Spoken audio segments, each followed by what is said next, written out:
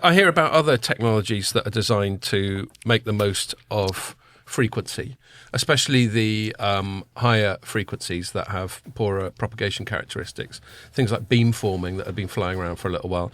Is this in that space of like better directing radio waves, or are we talking about something quite different? That's a good question. It's very much the same thing. Cool. So this is stroke of luck. This is in fact beamforming.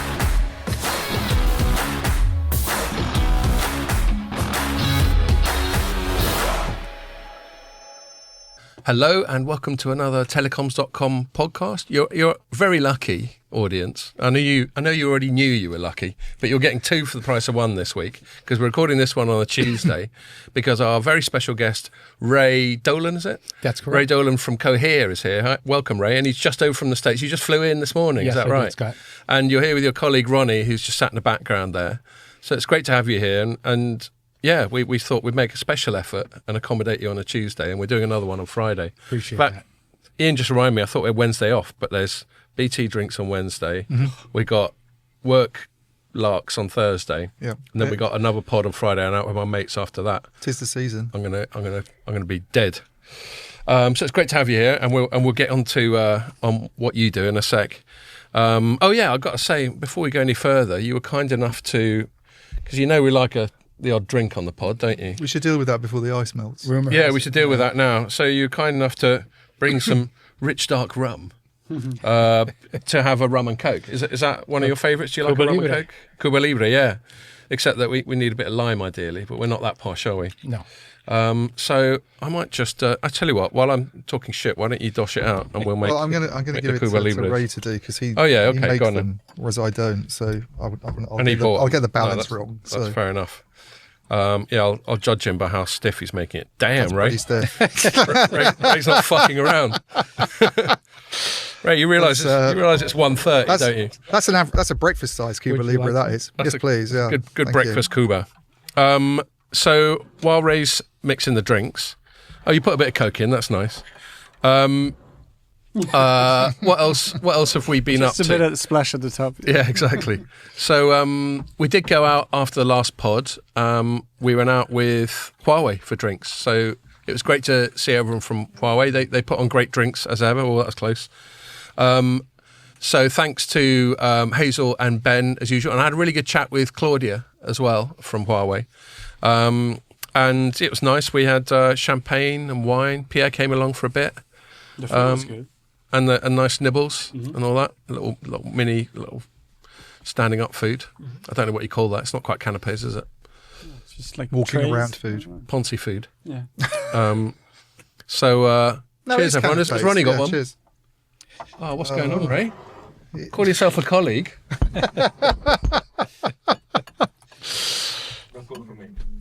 No Coke. No Coke, Pepsi. He's joking. He does want some coke. Right. Cheers. Cheers, everyone. Salud. Much appreciated. Salute, indeed.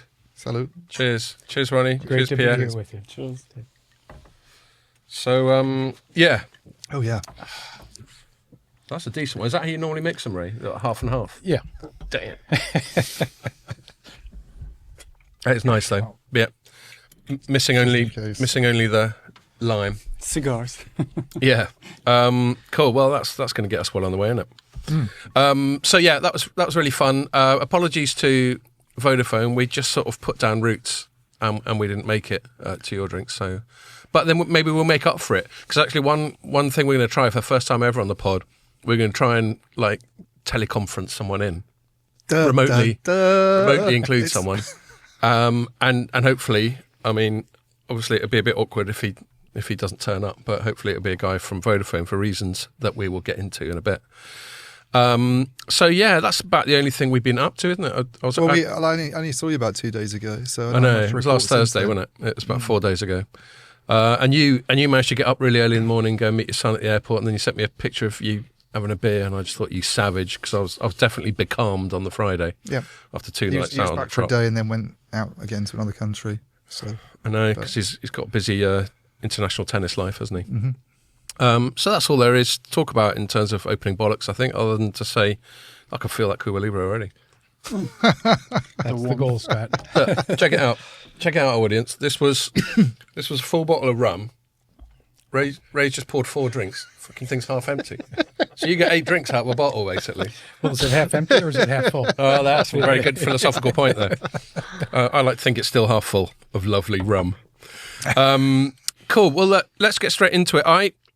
Ian's more familiar with you and your company than I am. It's because of Ian that you're on the pod, because he said, let's get him on. And I went, yeah. That was our chat. We really thrash these things out, don't we? Yeah. So why don't we just take it from the top, Ray? Why don't you tell us, for listeners who don't know what Cohere does, what it does, and then we'll just take it from there.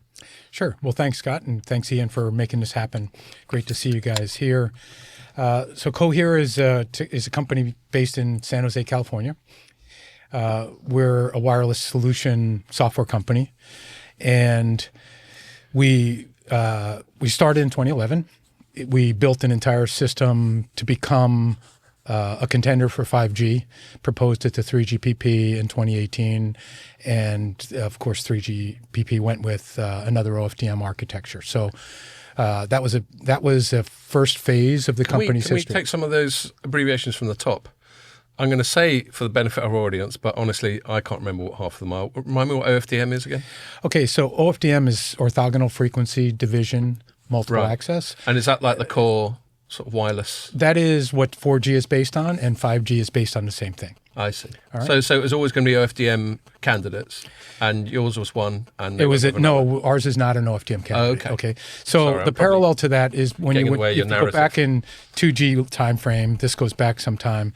The world was CDMA as one of the 2G candidates, and then it went wideband CDMA for 3G. Right. You can think of 4G as a narrowband OFDM, and 5G as a wideband OFDM. Okay. Of course, the outcomes are almost the same, because in the 2G to 3G case, they got more voice when they were looking for internet data. And in 4G to 5G, they got more all-you-can-eat broadband when they were looking for new killer apps. So the industry sort of has a history of liking what it has and thinking that if it makes a single-lane highway into a 4-lane highway, something new is going to happen. Yeah, and perhaps the use case hyping somewhat running ahead of the technological capacity. I was just thinking all the way back to 3G. A lot of the hype there was about mobile internet, mobile data, and all that sort of thing. Although, actually, judging by the conversation we just had before we started recording, you might correct my recollection there. But I'll put that out there for now for you to correct. But then it only really became properly useful in terms of the data rates in 4G. Correct. Yeah, there's a whole bunch of nuanced reasons for that, but really 3G was sort of like ISDN, if you remember back in those days. Yeah. A lot of people thought that stood for it still does nothing. If you put your phone on 3G and try to do what we're used to today on 4G and 5G networks, you generally speaking get really pissed off at your phone. Yeah, it just freezes up. It just freezes up, right? Because then you get into words that are complicated like latency and error correction and ACKs and NACs and things like that. That see the TCP/IP, which is the fundamental control plane, if you will, of the internet, is looking for a reliable pipe. And so when you take it into wireless, you need to make it happy, and that's what we did at Flaria. So I didn't mean to get off subject, not at all. but We'll Flaria, and we haven't mentioned yet. So let's go back. It's partly my fault. I keep interrupting when you got a flow. So you're telling us more about sort of Cohere and what it's all about. So back to Cohere. So we built an architecture on what's called the delayed Doppler representation theory. It's it's a mathematical model. Scott's an expert in right? delayed So Doppler. if you have a classic XY axis like you learned in high school algebra or whatever, now today's world is time and frequency. The delayed Doppler world is change in time and change in frequency, or delta time and delta frequency. So the change in time is delay and the change in frequency is Doppler, like you'd hear a train whistle going down the train tracks. Doppler effect, So when you convert from time frequency to delayed Doppler, it opens up like an enormous opportunity to resolve the complexity in wireless. Okay. We built a system on that, proposed it, and the world rejected that and stayed in an OFDM architecture. And so 5G is really a wideband OFDM. Okay. So solution. this is OTFS. It's called OTFS because OTFS stands for orthogonal, time, frequency, and space. Yep. And space means as long as you keep people separated, very much like a lighting director would on a Broadway theater, if you put a spotlight on one actor and another spotlight on the other actor, you can actually light them both up independently. And as long as they stay far enough away from each other, they each think they're the only ones getting the light. The same thing happens in a base station. A base station transmits to one user and another user. And as long as they remain isolated, you can reuse the entire resource and you double the capacity of the spectrum that's there. So am I right in thinking that OTFS now is a candidate for possible 6G? That is correct. Right. But what we did, okay, so now if you take the fork in the road in 2018 where we had tried to become 5G and lost, what the company did was it leveraged the trends towards an open RAN. And as I talked to you before, there's both Open RAN writ large, meaning the policy aspects of Open RAN and the formality of what Open RAN means as a coalition.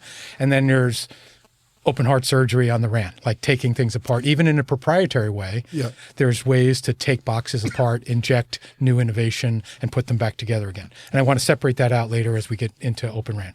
But that movement to open the RAN allowed us to take our solution and basically cut it in half and use one layer to insert into 4G and 5G and make it better, and let the other layer wait its turn for 6G. And that's the OTFS candidate. So you've sort of parked OTFS, and then the bit that you're like talking about commercialization of a lot at the moment is the USM, correct, which is Universal Spectrum Multiplier. So OTFS is, you can think of OTFS as a generic term like CDMA, and both of them use OTFS principles, but we gave the lower layer a marketing name called USM, or Universal Spectrum Multiplier, because that's generally what it does. It's universal because it works with any language, and it multiplies spectrum.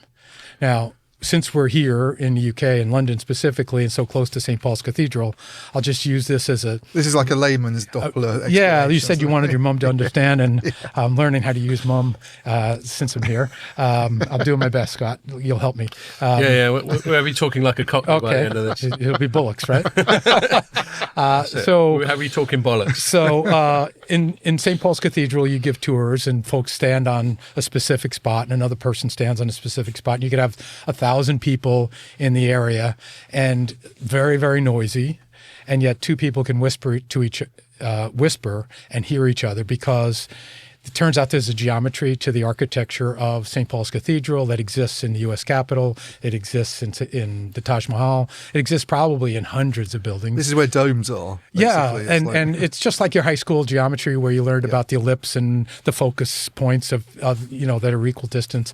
And what ends up happening is your acoustic energy reflects off the room, and it creates a coherent combination on that other place in space. Yeah. It just so happens that it does that. And now the reason I use that example is because you can do that tour in English, you can do that tour in Latin, you can do that tour in German, because the building reflects our acoustic energy, but for you and I, we encode our information in whatever language we agree to speak, right? Yeah. So now let's bring this back into wireless. We can use that USM to help 4G as a language, 5G as a language, Wi-Fi as a language, CDMA as a language, because those are the equivalent of wireless languages that encode information in a modulation scheme. So OTFS is another language. But we're still dealing with radio waves no matter what. Still dealing with radio waves. So you don't see them, like you don't experience those radio waves to the human eye. But although RFK Jr. might beg to differ. He may. But you're a new bloke in charge of loads of stuff. I'm not sure he does, but the worm in there probably sees the waves. But the Matrix. So we experience, say, like the physical wave of water when we're on the ocean, and we even hear the acoustic waves, but we don't realize that the electromagnetic band is doing the very same thing all around us, and it's reflecting off this room, and it's reflecting off of all the buildings around you. So this USM, you can think of it as a channel sensing, detection, estimation, and prediction engine. Yep. And the reason it's a prediction engine is because those reflections don't change that fast. So they may change over 50 milliseconds or 100 milliseconds, which sounds very fast, right? But to a computer, that's like 50 lifetimes. Yeah. The St. Paul's example, I think, is a really good way of, because have you done that? The Whispering Gallery, it's called, isn't it? Where you go and... I know of it, but I don't remember. I mean, in the Sphere in Vegas. So you go and do a school tour and you're at opposite ends of the dome and you speak against the wall and the person who's on the sort of opposite end can hear the conversation. And it exists in Grand Central Station in New York City. Yeah. And there you'd have 10,000 people running around. It's noisy as hell. You whisper to each other and you hear each other with perfect fidelity. And that's a coherent combination of acoustic energy. Yeah. We create a coherent solution in an incoherent world. Based on those physics. Hence the word Cohere Technologies. Yeah. So putting it into Scott language, i.e. words of one syllable, it sounds like you're basically finding a way of getting radio waves in whatever form they happen to take and using them more efficiently. So it sounds to me like in the current paradigm, quite a lot of those radio waves are, for want of a better term, wasted. Correct. They're just sort of bouncing around, not doing any good. In fact, they're doing some harm when looked at. There's a general perception that they create fading. Fading is actually all of those reflections just bouncing into each other and creating both constructive and destructive interference with each other. Right. And that's where the world thinks there's such a phenomenon called fading. But if you, in fact, see them individually and combine them coherently, there's no fading. Fading is an observation. It's not a reality. So again, the word coherent comes up. So you're Correct. a pretty well-named company. We hope so. And I was just actually looking for what passes for research, which basically consists of me looking up your URL about half an hour before I leave the house. But I saw straight away you linked... You should have read like reading stories on Cohere. I know, I should have. But then, can I trust you, Ian? I prefer to trust Apple Door Research. That's terrible. I'll remember that you've said that now. RFK Jr. who are in Dover, New Hampshire. And they anyway, they did a white paper just talking about this universal spectrum multiplier. One question I've got to ask, and again, you're going to get different levels of question from me and Ian, but that's probably just as well. You'll dive a bit deeper with Ian and be a bit more superficial with me. I hear about other technologies that are designed to make the most of frequency, especially the higher frequencies that have poorer propagation characteristics, things like beamforming that have been flying around for a little while. Is this in that space of like better directing radio waves, or are we talking about something quite different? That's a good question. It's very much the same thing. Cool. This is in fact beamforming. Right. But it's beamforming. It's significantly more efficient because when you look through the delayed Doppler lens, you see the individual reflections and you track them individually. I don't know if you're familiar with the I Love Lucy show. Did you watch that growing up as a kid? There's a famous episode where they're doing the chocolates down a conveyor belt and they start real slow. Are you familiar with this show? Yeah.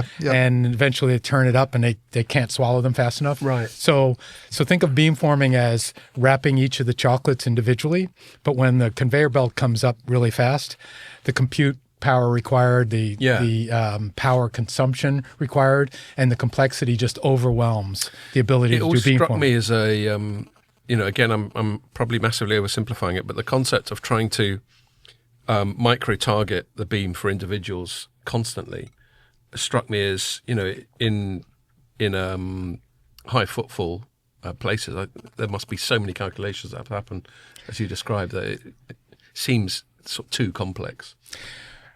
Indeed, that's what's being experienced with conventional technologies. We reduce that complexity by at least 3 orders of magnitude. Now, in order to get into that, we got to get into some of the wonky aspects, but when you decompose those individual reflections, since they change so slowly, you can sum them up when you want. When you take the sum of them superimposed and try to figure out how to take it apart, by the time you've taken that one apart, another one's coming down the conveyor belt and another one's coming right after it. And they don't appear correlated, even though they're made up of 15 reflections. And the individual reflections are correlated one to the next, but the sum of the parts look completely decorrelated. Yep. So they're reverse engineering in time frequency to create the parts. Whereas if you take it down to the parts first, you just sum them up when you need to. So we literally map the physical environment around each user. I've said this to you from time to time, and it's like Google Maps, And I know that sounds trite because we take for granted Google Maps, but if you can remember back in the days where you carried a map. I think it's one of the most underrated features Totally. of the mobile it's internet. an amazing thing. I've spoken about it on a recent pod, just like going around Istanbul, for example. Completely transforms tourism and that sort of thing. Yeah. And yet, if you went back, say, just 30 years, everyone carried a Rand McNally map most of the time, or they went to some other agency in order to get a mapping device. Then when you were really, really cool, before you left for your mom's house, you went on MapQuest and printed out directions, but they were static. Yep. Right. And they may or may not have understood what was a one-way street or not. Then you take that into a real-time world. You converge it with actual data out of Waze, which Google purchased, and you end up with this amazing innovation that I can't remember when people didn't know where they were in the world. And how to get wherever they wanted to get. Is Waze the technology that has the sort of real-time traffic information? So now you actually know the optimal route as well in real time. So that's where we're going, right? So think of Cohere as having created Google Maps for the reflective environment. Yep. And then think of Cohere in the control plane of a wireless network collecting the Waze information that allows you to be a more intelligent control plane. And that's where you get into AI.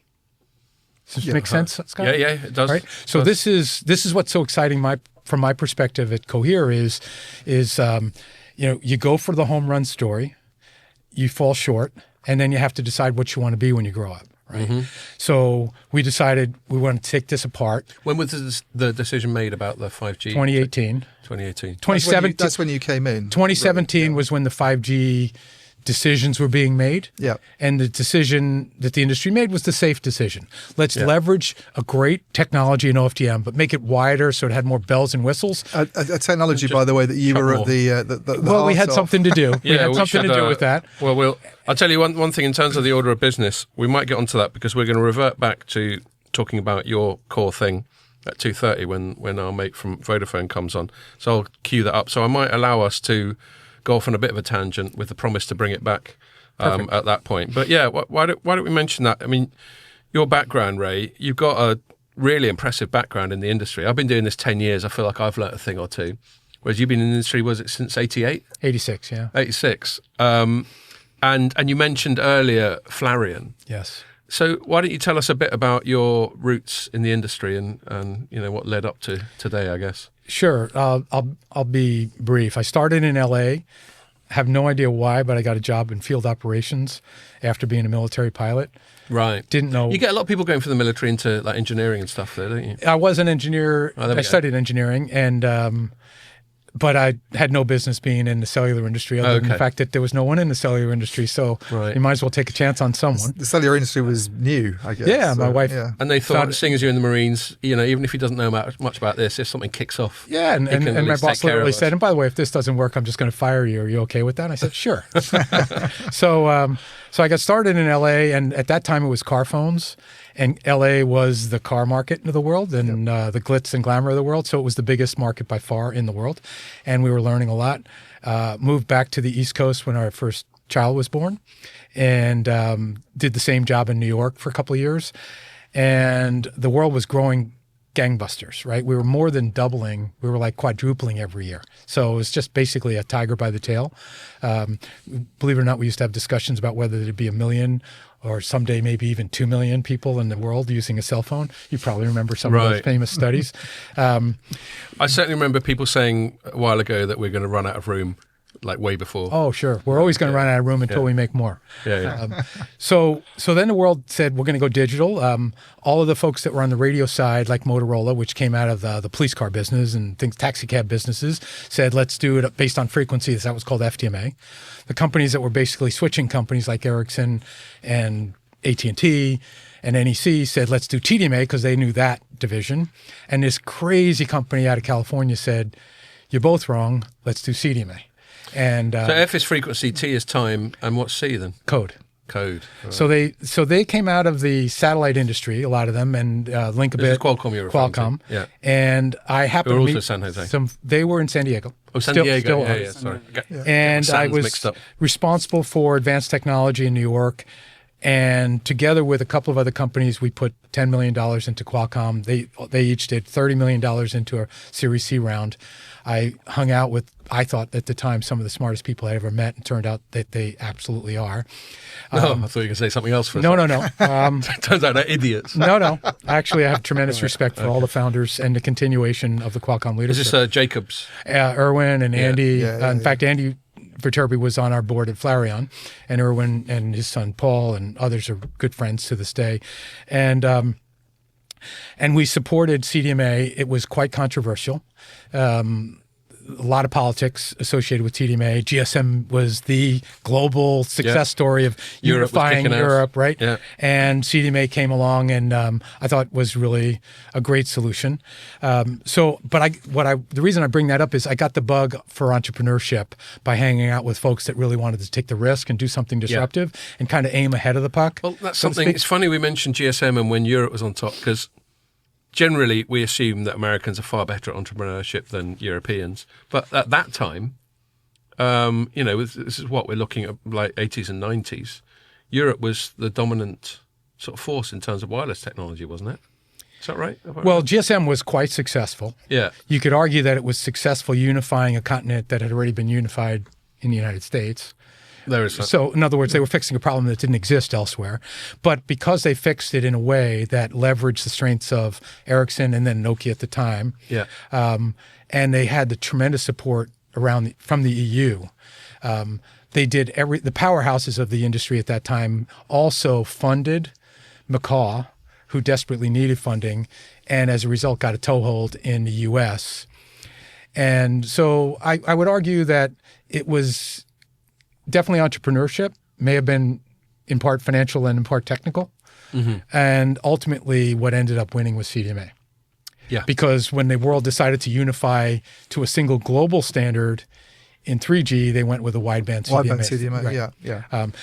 Maybe a little late for the game because apart from China with its weird because TV, it took about 10 years to unify around. Well, they unified around 3 different versions because all three. There's a Japanese, a Chinese, and a U.S. version. Actually, a European version as well. Yeah. And they all tried to change the clock speed to work around Qualcomm patents, and Qualcomm was able to litigate and prove that their fundamental patents were in all of those versions. Right. And there was a very famous article in Fortune magazine in 2003, I think, that said, "Heads we win, tails we win," with a picture of Erwin Jacobs on the cover. And at the very end of the article, they said, Qualcomm will rule the world unless this little company in Bedminster called Flareon that's pioneering OFDM ends up being correct. So that helped a bit, didn't it? It helped a bit. Ronnie this is why you need to pay attention to the press. He may have had a few fingerprints on that one. Ronnie, who's in the background here, is your sort of marketing comms colleague. So we had a fun time. Back in Flareon as well, yeah? And as I said, Andy Viterbi was on the board at that time. Since we had funded one of the earlier Series C events at Qualcomm, I got to know many of their founders. So we were hanging around the hoop. Of course, they had just won this existential battle over CDMA in 3G. So the last thing they wanted was for someone to preempt that. But irony of all ironies, Qualcomm ended up buying the company, Flareon, in 2006. Yep.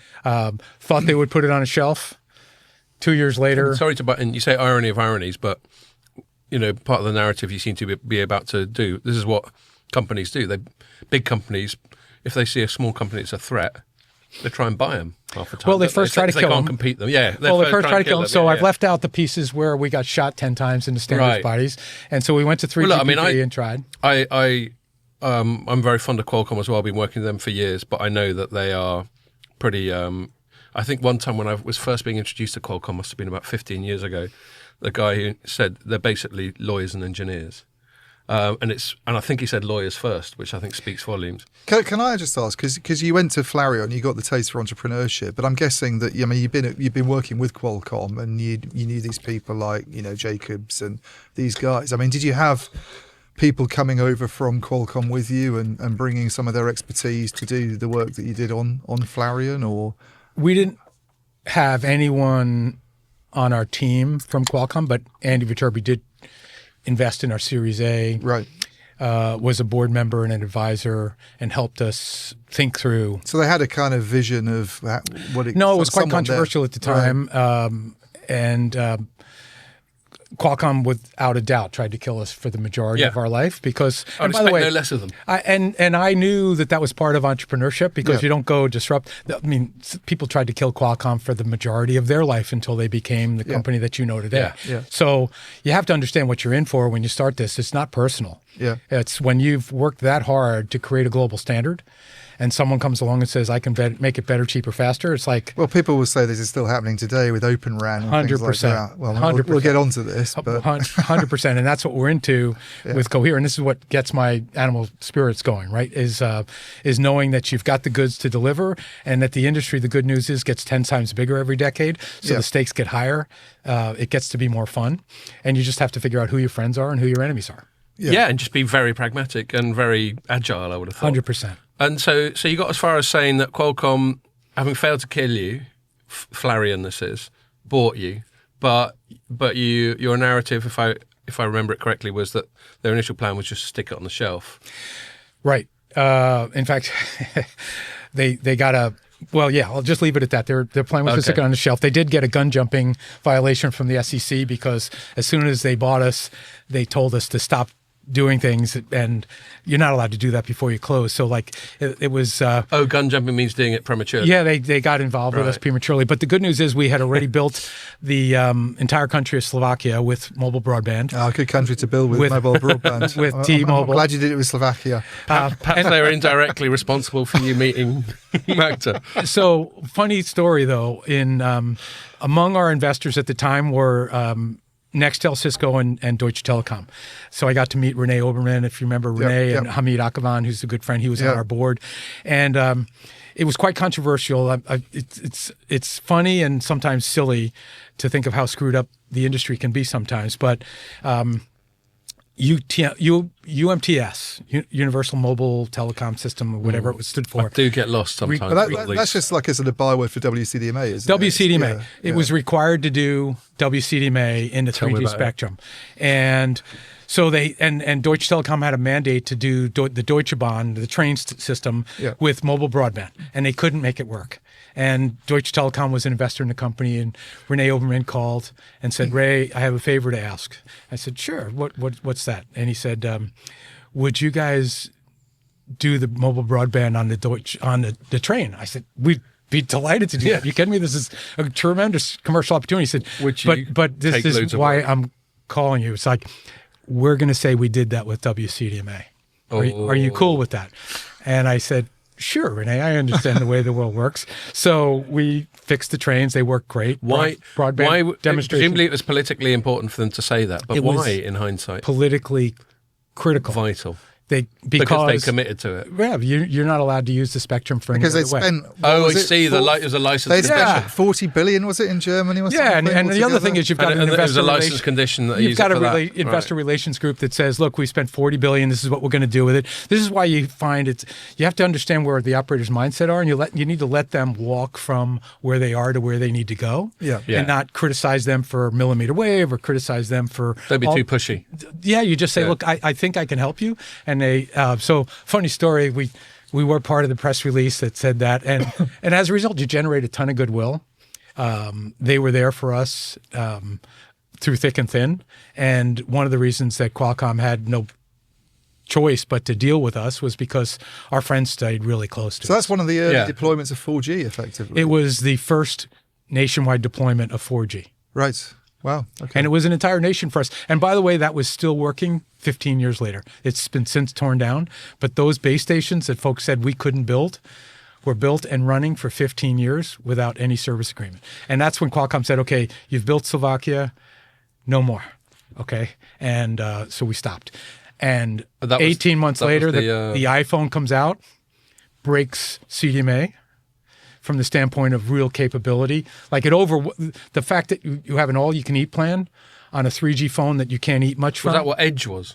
No, Edge was the very first one. Edge was a 2G combination. Because I just remember when the first iPhone came out, I was more covering smartphones and stuff than networks as I am now.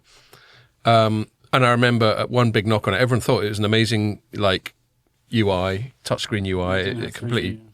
but its connectivity was shite, wasn't it? It didn't have 3G. Yeah, and they spoke I think about most Edge people were and stuff. using the first one on Wi-Fi networks. Really, you weren't really Right. using Remember, it out Edge, of the house. it was, I think, was enhanced data for GSM network, Yeah. something like that. Right. But you were still doing like 10K. Yeah. You were trying to get like a little text message across it. You'd be lucky if you get like one football score an hour or something. But now the world's moved into all-you-can-eat voice. I now think, looking back on it, they moved immediately to all-you-can-eat data. Yeah. The iPhone came out and said, I can eat a lot. And Yeah. CDMA just went, uncle. And the shortest lifespan of any technology in wireless was the 3G technology. yeah. Yeah. It got eclipsed by 4G immediately by the iPhone's capability of moving a computer as opposed to putting data through a phone. Even though you call it a phone, they called it a phone to keep people happy, but it's a computer. And you were telling us earlier, which I think is fascinating. It's extra interesting to speak to someone like you who's got the experience of the industry that you have, because we can look back at the evolution. We can see where we are now and take loads of things for granted. Like, I'll always have pretty much instant as much data as I want. I can stream video or whatever. But it's all very recent. You look at, like, one of me and Pierre's favourite podcasts, Rogan. Every now and then, Joe Rogan will reflect on how mad it is that 20 years ago, we weren't doing anything like this. Now we take it all for granted. Now you can get it on planes and stuff. But yeah, that's interesting, that sort of crossover that happened around the time of the iPhone. And let's not forget, Android came along pretty soon after as well. And Google's, much as we might resent them for their ubiquity, has to deserve some respect for spotting that opportunity. And Android was just a 100%. little startup that they bought, and they scaled it massively. Well, they cut a deal with Motorola. Motorola Yeah. shut down their operating system. That's it. I remember them. I remember That was seeing the one first phone called a Droid. Yeah. the Droid. There we go. And the Android system started to scale from the Motorola adoption, and then eventually everyone caved.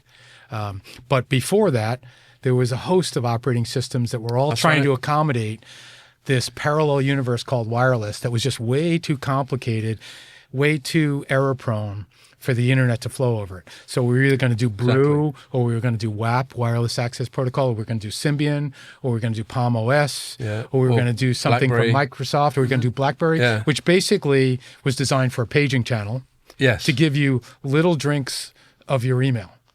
And you'd click more, and it would give you another two Yeah. paragraphs. Yeah. And God forbid there was an attachment. They went, sorry, guys, you got to go back to your office. Let alone right? an image. Right? Yeah. And the world was considered, wireless was a parallel universe. It was only when Flareon connected the internet to wireless that everything flows. Now you go in and out of Wi-Fi, you go in and out of cable, you go in and out of a connectivity to Ethernet or cellular, and it's all the same topology because TCP/IP runs on top of it. So when they were getting to the stage of like standardizing 4G and nailing it down and what's going to be in it, and we were talking about OTFS being a kind of candidate for 5G and 6G earlier, but when the 4G process happened, Qualcomm took this Flareon, a technology essentially that it had got, and put that forwards as Correct. right. At I the was time, just going to say, Qualcomm- just to expand on his thing, I was going to put it in slightly more crude language. It sounds like, after what you've said about CDMA, if Qualcomm hadn't bought Flareon, they'd be fucked. Well, I'll just say this. I don't think they sell anything today that they didn't buy from us Wow. or based on the technology that they bought from That us. seems to support my Now, assertion. what they tactically did was, this goes back to 2005, 2006, 2007. They were in litigation with both Samsung and Nokia, as well as others, but those were the two prominent players. Right. Those companies were withholding royalties, claiming that their 3G patents were either invalid or had aged. And both of those lawsuits were settled by granting them first mover advantage patent portfolios off of LTE. Right. And in exchange, Qualcomm secured their support taking OFDM into the standards. And now they created the name LTE. We called it Flareon for Flash Radio Networks. It didn't mean anything. It's actually, funny story, it was a Pokemon. And Ronnie and some of the members of the team said, Ray, we've got to get another name for the company. Our company used to be called Radio Router. Yeah. And there's a company in the U.S. called Roto-Rooter. that's plumbing that plumbs your pipes when you back up. Yeah, And radio router anyway by itself is a bit sort of prosaic. So and it was It's not very exciting, is it? Yeah, so it was an exciting name. So everyone said you got to change your name, and the team came up with Flareon. I hated the name. I went home, and my son asked me over dinner, "What did you do today, Dad?" And I said, "Well, we're trying to rename the company." He said, "Well, what are you thinking?" He was 9 years old at the time. I said, "Well, the team likes this name Flareon, but I freaking hate it." And he runs upstairs, gets his box of Pokemon cards out, and he goes, Dad, that's the coolest Pokemon of the whole world. Better than Pikachu. It's got a. Did you know that, Ronnie? When you got a hologram. It's got a shaking his head. hologram. It's the coolest. I think he's lying. I It's think the he coolest.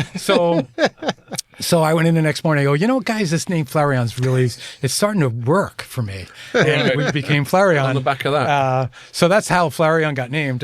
These are funny little aspects. I mean, just to get into geopolitics a little bit, the kind of the because it sounds obviously like Flareon's played a critical role in underpinning 4G technology, I think so, but yeah. in terms of Ericsson, Nokia, Huawei, the guys that are perceived to be these days the kind of big guns in the mobile infrastructure world, were they working on parallel stuff that they've kind of managed to contribute some of their OFDM patents into the mix, or is they're always going on about their patents, aren't they? I mean, this is really interesting because it almost sounds like Qualcomm is probably responsible for most of it. From Well, so there's essential IP and then there's IP. Yeah. Right. So there's no question. All of those companies and then some have IP. Now they probably call it essential, but essential in many people's cases are blocking patents, without which you can't really create an. By essential, you mean waveform. standard essential? Standard essential. Yeah. And Qualcomm, by buying Flareon, owned the beachfront property, if you will, of the essential intellectual property for OFDM. Right. Right. At the system level,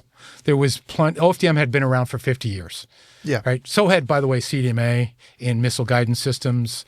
So had analog technology taking in it to the police next- cars. it's being But able to take it's it to like the next creating level. a cellular network out of a police car push to talk button. So Flareon just did a better job than anyone else of making use of this pre-existing technology.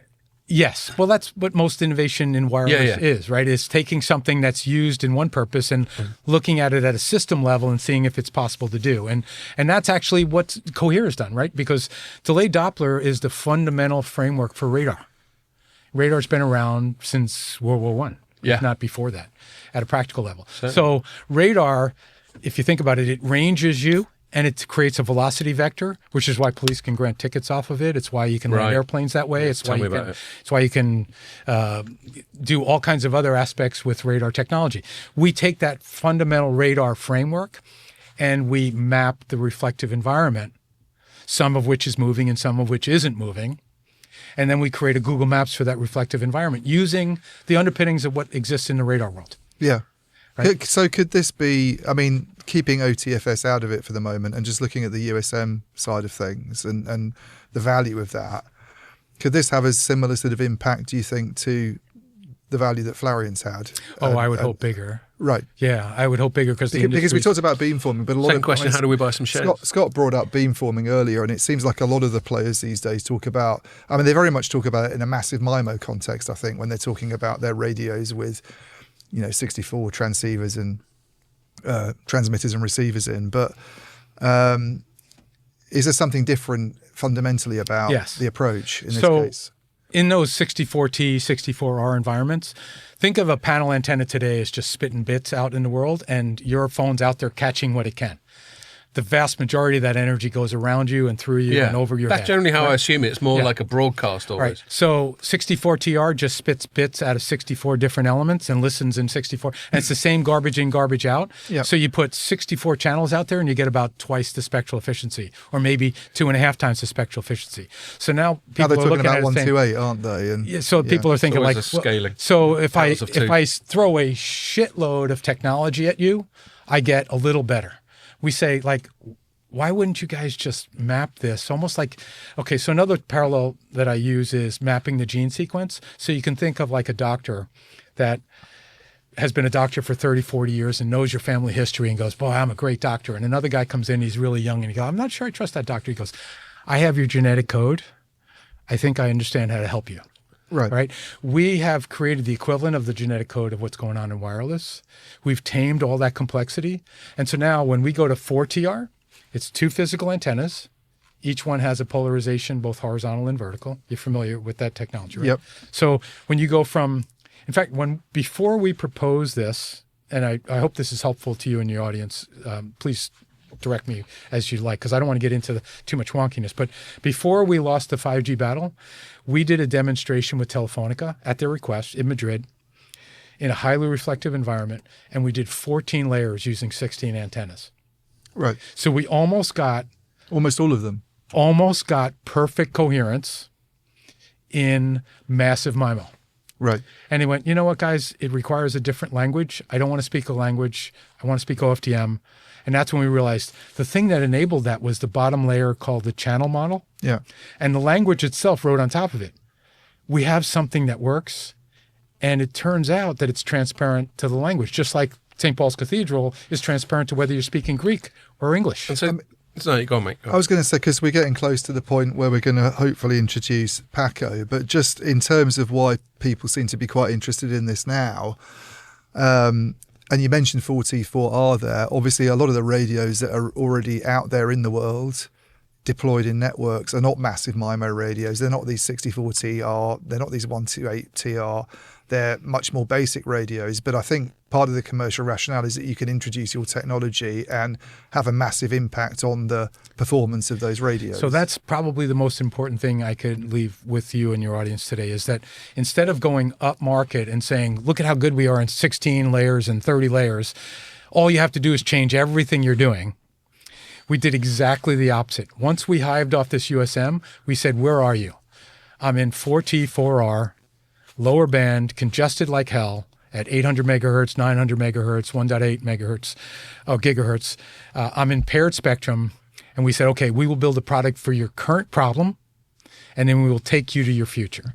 So we went down market to 4TR, even though we work in 8TR and 16. Yeah. We went in paired spectrum where no one else has a solution. And we went into the current networks. Now, what we delivered in Spain when Vodafone put out their press release, and Paco will talk about this, hopefully, we'll give him a chance to, is we did that all on an Open RAN architecture with a Dell server. We had a Capgemini stack. We had Intel FlexRAN. The phones are the same. The radios are the same. The antennas are the same. So we said to the industry, as is. And they went, wow, that's impressive, but it's not completely as is. I've got a shitload of gear out there from Ericsson, Nokia, and Samsung. Yeah. I don't want to change that. Now, mind you, this is a multi-billion-dollar problem, and we were going to give them a 50% improvement, but they still raised the bar on us and said, will you integrate into my current kit? That makes sense, though. It makes a ton of sense. I mean, if as you described it, if I've understood it correctly, it's a software solution, right? Then in principle, and this will probably get us into Open RAN and that sort of thing, I guess. Yep. In principle, you should be able to integrate that software solution with other hardware. 100%. But that's the key value of it, really, isn't it? That you can. Yeah, because if it requires new hardware, it's a completely different sell. You're almost saying you can have this network that you've rolled out, introduce our software, and bring this 50%. I think the Vodafone trials were saying, but I think some maybe it's lab based. I don't know. Some other trials have shown even better results, haven't Correct. they? You would say. Yeah. Yes, but they raised the bar and said, we want to do that, but we want you to do it with our existing kit so that we can solve the problem right now. Yeah. And of course, that requires a ton of support, because think about the proposition. To everyone that sells them existing kit, please work with Cohere so that I don't have to buy your stuff for a while. Yeah. Yeah. What is their incentive to play nice with you? They don't have one. They don't. Right? Except that everyone's customer focused, and I give them credit. I really do. I mean this sincerely. You have to understand, like, if I had their business, I'd run it their way. Yeah. Right? If I have my business, I'd run it my way. I completely understand that. I think for example, the Ericsson journey has been fascinating, because I remember when Open RAN first was coming along and we'd be in press conferences. I think Ray was still a colleague there, and we'd be like, well, this is a bit fucking awkward for you, isn't it? This decoupling of everything and this moving away from the monolithic single vendor sort of paradigm. And then over time they've had to, initially they always wanted to seem to be welcoming it because they didn't want to alienate their customers, but it always seemed through gritted teeth. And then over the years they've had to slowly evolve and embrace it more fully. Two expressions come to mind.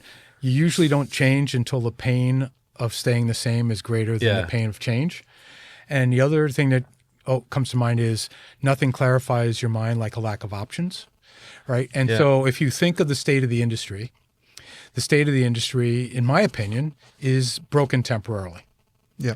All right. I say temporarily because I mean it. I don't think this is a shit show and like everybody's stupid. I just think But something needs the sorting world's out. sort of upside down right now. The capital economics of operators chasing incremental revenue. They're looking at CapEx budgets in the U.S., for example, of multiple carriers are $20 billion a clip on an annual basis, and they're growing their top line revenue low single digits. Yeah. And their usage is growing 30%. It doesn't work. Massive, right? yeah. It's even worse in Europe with the regulatory environment the way it is, Yep. and the number of resellers that are selling off. And the vast majority of the countries is only one operator making money. It's generally the home operator. The home operator is generally at 40% or greater market share. And all of the other operators are losing money. And as a result, you've got them selling off assets and shrinking. And that's just a sign of stress. Now, you could call that broken in forever. I don't think it's broken forever because it was broken in 3G. Remember, back in the days when people spent way too much money on 3G spectrum, which, by the way, is a fraction of what they just spent a few years ago, and got no incremental killer app because they just got more voice, the world was broken. Yeah. Nortel went away. Motorola almost went away. Marconi went away. Ericsson bought Nortel out of bankruptcy. Nokia is actually the sum of It's about 8 Nokia, things, isn't Alcatel, it? Siemens, and Lucent. Yeah. All of which, each one of those companies was multiples of the current Nokia. Yeah, the combined market market cap of all of them compared to market's Right. market cap now. Now, the folks are incredibly good people, very smart. They're just in a very tough bind. And what we've got to do is we've got to get the industry back into the right capital economics for all you can eat data, and then create a coherent link and search for that killer app, whether it's in the enterprise, whether it's in virtual reality. We don't know. When we created Flareon, tell you we it's didn't not know in the virtual iPhone was reality. coming. Yeah. We didn't create the iPhone. We created an environment that would allow an iPhone. Yeah. If you What's- know what I'm saying. Sorry. No, I was just going to say a couple of things, Ian. In a minute, I'll butt in because I'm going to queue up our guest. But you say one more thing, and then Well, I'll I was do just going to say, so you were talking about Open RAN, which is this idea of being able to kind of mix and match components and take advantage of open interfaces to, insert software into kit and this sort of thing. But at the same time, you've got this problem that you identified of the big kit vendors, which are 75% of the market. Really what they want to do is just sell more and more capable radios. Is there and I guess this has been an issue now for a couple of years, and if it hadn't been, we'd probably have seen Cohere actually being used more widely. But how do you kind of get over that? Is there a path you see to getting over that fundamental stumbling block? I mean, and you were saying the pain of change, I guess, is maybe one of the issues, that maybe it takes the operators to sort of lean more heavily on the vendors. And we've seen Ericsson giving way a bit, I think, to some extent on some aspects of Open RAN. But can you see a kind of path to them being more accommodating in the future? And Yeah, absolutely. Whether you call it Open RAN, capital letters, that generally gets associated with working groups and all of the standardized E2SM interfaces, which, by the way, as of today, we're now standardized. This is the XApp. This gets into the whole how the it fits in XApp with and the RIC and things like that. So the software is actually provided as a kind of app on the. So our USM has been confirmed on a VMware RIC. Yep. Of course, VMware has been purchased by Broadcom. Whether that RIC survives that transaction, time will tell. Yeah.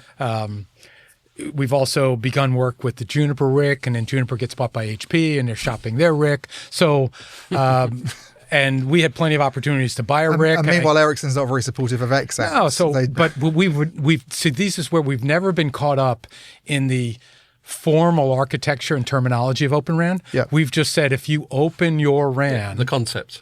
Yeah. even if we're dealing with you on a proprietary basis, we can bring our innovation to you. Yeah. So the work that we're doing now with RAN players, and we're working with multiple large mature RAN players, is largely proprietary. Now, we will document it and publish it, but in each and every case, it's almost like open heart surgery. So this is more like an actual direct integration Correct. into the base station software rather than using an XApp to do it. Right, although it is the exact same technology that exists in an XApp. Yeah.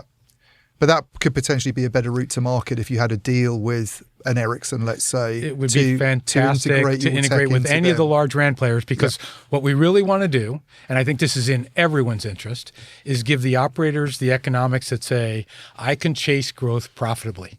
Yeah. Because right now, there's no profitable path to growth. I mean, enormously profitable. there is marginally profitable paths to growth. Yeah, but I'm like talking about low like single digit. when the iPhone came out, it created a decade and a half of profitable growth. Yeah. All right. Yeah, So less so for the operators than the hyperscalers. that's another matter. that was an Hold issue. on, we're coming up to. Well, I was going to say, so shall we see what an operator thinks? Well, I of was just all going this to queue it stuff? up. I was just going to queue it up before we get there. I did have a plan here. I do think about these things. I was trying to do my own segue, and you've nicked my segue. And I'm the segue guy. Shall I refill? I'm still waiting for him. Oh, there he is. Oh. Ray's already threatening to finish off the rest of the bottle of rum. Yeah, go ahead, Ray, if you want. Well, you can't. I'm not going to be the guy who says no. Well, you can't do a Cuba We Libre without. don't really deny I've got a that reputation to Scott and protect. I. Okay, so I think we've got someone dialing in. I was just going to say, we recently had our Glotel Awards, which is the Telecoms.com industry awards thing. Ian, you might want to dig up some ice from there. And one of the winners for outstanding RAN innovation was Cohere Technologies and Vodafone, and their entry was called Improving 4G and 5G Performance for Congested Low-Band FDD Band. That's probably one of the ones. So when I'm up there, you guys weren't there, unfortunately, but we got a photo of me and Ian holding your award that we sent to you.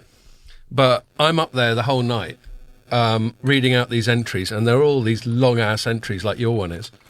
And I tell you, by the end of, there's 24 categories, each of which have got 5 shortlisted ones. By the end of it, I'm just forgetting how to talk. And this is one of those ones that was a bit wordy, but I'll say it again: improving 4G and 5G performance for congested low-band FDD bands was your winning thing. And then, how are we doing? Have we got your man on the thing? Yeah, I'm just going to try to flip this over. Okay. See if we can hear you. Okay, so we have hey Paco. So we've got Paco from Vodafone, who worked with you on this. He did. So I mean, you queue it up because you know much more than I do, Ray. What we're going to ask Paco about with this? Yeah. So Paco, you're welcome to take whatever posture you'd like. Paco's been leading the Vodafone Open RAN efforts for a decade, maybe not that long, but for as long as Vodafone's been supportive of Open RAN. And by the way, to Vodafone's credit in general, and Paco's in particular, Vodafone has been probably the most committed global operator to Open RAN and driving the technology. Yeah, well, Vodafone has been on the whole. I'm certainly aware of that. Folks have gone in and out of that. They've made that commitment, and they have a large RFP on the street that's driving a transition toward an Open RAN architecture. So we've been working with Vodafone since at least 3 to 4 years ago. We did an initial test in their lab in a TDD architecture, 3.5 gig, in 5G, and then we did a significant test with them in Ciudad Real, which Paco can talk about. And so, Paco, I leave it to you to talk about what you've experienced with us, how you see the industry going. It doesn't need to be a Cohere commercial. You're welcome to. Yeah, we've had that already, Paco. Yeah. You're welcome to say whatever you'd like. Please cue in. Oh, thank you. Yeah, good to see you all, and great to be here today to discuss. It's true. I need to say, I mean, it hasn't been a decade. It feels like that. I understand, but I think it's been more like 7 years or so. But in any case, obviously, any new introduction of significant change in technology takes time. We've seen that many times. So this shouldn't be different. I think. This time, what is important is that all the assumptions we have for Open RAN are materializing. So we wanted to introduce competition commercially, and we know for a fact that is happening. We wanted to remove, having to be locked in with certain suppliers, and now we enjoy a more diverse ecosystem. The ecosystem is there, is improving, but it's good enough as we speak. And also we wanted to have innovation, whatever that is, and enable better cost structure. No, so both in innovation and enabling better cost. I think Cohere from the very beginning was something we considered worthwhile to look into. We were at that time very focused on fixing the basics, the foundation, getting the radio right. I tell you, this has been a very time-consuming task and very important. Now it's all okay. KPIs are very good when it comes to radio. But then the question is, okay, commercially, you have an advantage from cost perspective. You also can allow for better unit cost, better pricing. But how are you doing in terms of innovation? And Cohere is a great example for that, because it's a very good instance of something that would probably not have happened if it wasn't for the possibility of doing Open Run. Open Run is, beyond the headline, it's a cultural thing. It's a different way of doing things. It's when you can openly discuss with the suppliers about your innovation, how you achieve them. You are willing to collaborate. There is no need to, protect yourself because your benefit is the benefit of everybody. So, in this sense, the potential improvement on spectral efficiency that we've been working with you, it was a very, very good example of something that is potentially disruptive and potentially only happening because of the Open Run culture. And it's been a great journey. As you said, we started in the lab initially, and then we've been gradually raising the bar to try to get to commercial stage, and we should be pretty close to that. Paco, hi, it's Ian from Light Reading. It was nice to meet you in Dublin, and I think we talked a bit about Cohere then. But we've had Ray chatting for quite a while now about the the technology itself and the claims that are made for it, which sound brilliant. But from a telco perspective, you've done some trials in Ciudad Real, I think, in Spain, and it sounds like you're quite impressed with it. What kind of difference could this make to you, if you were able to roll it out across a network and integrate it into radios that are already there? Because it does sound like a game changer from a third party perspective, but it'd be good to kind of hear your perspective on it.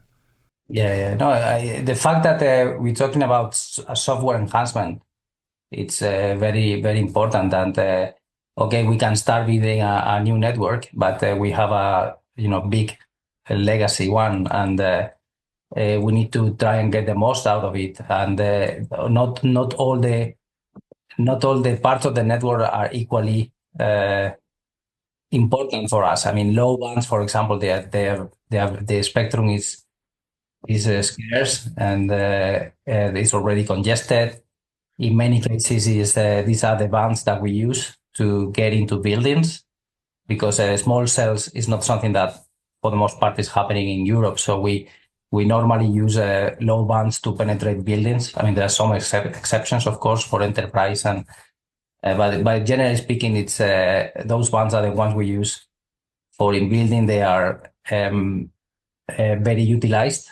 So being able to get the most out of them, and not only those bands. Essentially, the same situation happens. The spectrum is limited, no? So if you can get more out of it, then for us, it's the benefit is incredible, because those licenses were very costly initially, and when you can squeeze more bits per earth, then everything changes.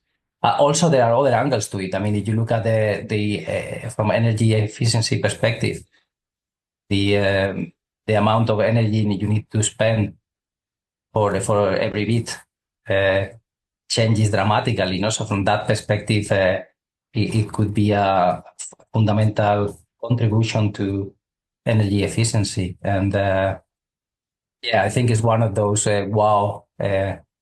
innovations that we really want to see happening, because it will ultimately prove that the Open Run was not just to deliver the same technology done in a different way or for other purposes, but it unlocks the possibility of doing a much more brilliant things. And can I ask, what are the kind of barriers to making it happen? Because you've obviously got this big tender going on at the moment that you've talked about a lot this year, tens of thousands of sites. It sounds like this would be a great thing to be able to introduce, but what barriers do you need to overcome to be able to integrate this into a commercial network? Well, there are the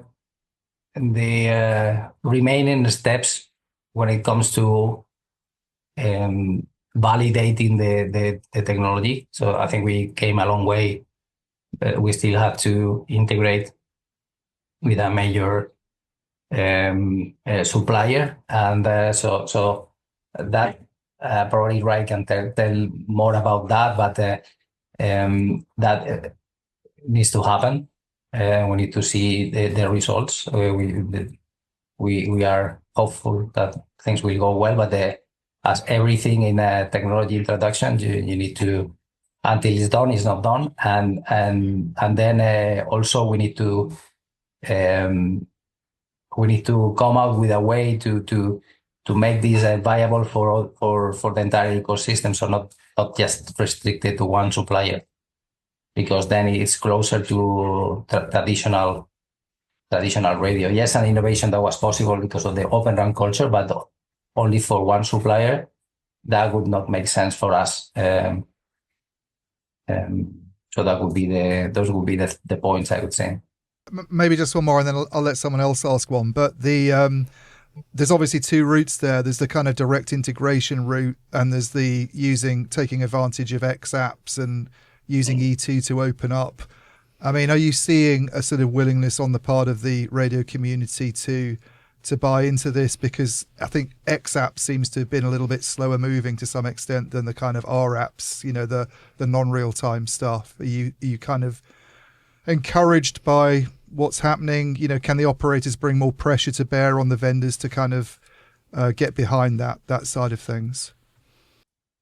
Yeah, in principle, the real thing is we want something like this to happen. How it's implemented is less relevant. Obviously, in fact, the lab testing we did initially was within the framework of a RIC architecture with many players. It was probably the first integration that happened with so many suppliers. It's true that we always thought that for RIC to happen, you really need to show an application that is different from what we had in the past. So traditional optimization applications that, okay, they were integrated in a CSON platform, now they happen in RIC. What's the point? I mean, okay, those things happen, but that is incremental, it's not disruptive. So an application like this could have the potential to jumpstart the RIC ecosystem, I would say. Yeah. Yeah. My thoughts on it are much sort of broader in terms of, you were talking about Open RAN as a concept as much as a technology, and that's what really resonates with me. And you made some references to certain suppliers, and I obviously won't ask you to go into too much detail on that. But yeah, that's what it comes down to. For me, and we've spoken lots about Open RAN on the pod. Ian's sort of borderline obsessed with it, aren't you? But what it comes down to for me, for it to really work, it's got to be open, not just open in name, not just open some of the time. It's got to be fully open, and presumably there's a massive sort of interest for Cohere for that to be open, because that's how relative startups like you get a piece of the action. And I can also see how that puts the big vendors such as Ericsson and Nokia in a bind, because their customers such as Vodafone are asking for it, but the more open they are, the more they're inviting in insurgents like you to eat away at their business. So I don't really have a question there. It's just a sort of thought about the dynamics of the Open RAN world, and how you've got these two conflicting forces, i.e. the incumbents and the people who have a lot invested in the status quo, and then the people like Cohere who have a lot invested in the status quo being disrupted. And then I guess, Paco, you're stuck in the middle as an operator, trying to juggle these things and work out what's in your interest. So I guess if I've got any question, it's just like Open RAN on the whole. Do you think it will eventually get to that point? And if so, how soon, where it's completely open and every Cohere type organization can have their representation in the network alongside the big players? I think it will get there, because as I mentioned before, all the assumptions we had from the beginning are now true. So probably the question is how is how you get there, right? So I would like to go to the Caribbean this Christmas. I want to go there, but unfortunately, I still need to do a few things before that is possible, right? So probably the same thing happens here. You still need to go through the process, but it's still the right destination. If I think about some of the the last few months, some of the things we've done in my team in terms of improving the initial baseline of certain suppliers or modifying how the cost structure for the configurations we wanted to have changed. Just because I had a team that is very knowledgeable, that can go so deep in radio that that wasn't possible before, and now we can really drive the technology to the best of our interest. It's such a big change that in that way Open RAN is already there, right? And we are very happy with that. Yeah, can I weigh in? Yeah, of course. So one, the framework of some of these questions are like, how do you get beyond win-lose? And what I'd like to propose is that we're coming at this trying to create a win-win. Now, I know that sounds all airy-fairy and great, motherhood and apple pie, right? But once you get to the point where everyone's already losing, right? Yeah. And I would argue we're at that state now, because even for the most solid and mature vendors that are working their ass off and are incredibly good at what they do, they're not making a lot of money. No. All right. So folks are open, right? Second, the whole Open RAN from 5, 6, 7 years ago that Paco talked about starting was, among many things, he's been focused on innovation, but so many people thought it was about opening up the network into elements, beating down every element into a commodity, and putting them back together again. Money saving. There was no money left to save. Right? No one's making a lot of money on the supply side, first, my argument. Now, that's not, I want to make sure I don't go to the extreme where they're making some, right? Yeah. They're making payroll and they're staying steady, but no one's thriving like they did in this industry in the past, right? Maybe the Chinese are, but that's another issue for geopolitics. So we can go there if you want. No, not right now. But so what I'm suggesting is, so we heard from operators saying, look, when I get Open RAN, everything gets taken apart. It gets put back together again by a smaller company, okay, that I don't trust. All right. And now I got to be the system integrator myself. And frankly, the system doesn't do any more. In some cases, it does less. It consumes more power and it costs more. What's in it for me, right? Haven't you heard that a dozen times in the last several years, right? I've probably written it a few times. You might have even written it a few times. Okay. So what Paco's saying is that's never been their goal. Their goal is to drive innovation. And the notion was, if you open, innovation will come. Now that has taken a long, long time, but we are one of what we hope to be many poster childs of innovations possible. By the way, some of that innovation is also going to come from the big guys. They're not done. Yeah. All right. And maybe they keep it themselves. Maybe they federate it out into an open architecture and they charge for it in what becomes a much more innovative and faster paced development cycle. This industry cannot stay in a 10-year G cycle when the rest of the world moves on every 6 to 12 months. It doesn't make sense. Yeah. So opening is an architecture that allows for us to shift as an industry towards a faster pace of innovation. Yeah. And what we've said to the industry is, we know that the operators would actually like their existing suppliers to remain the system integrator. They trust them and they're huge. They're great at it. Yeah.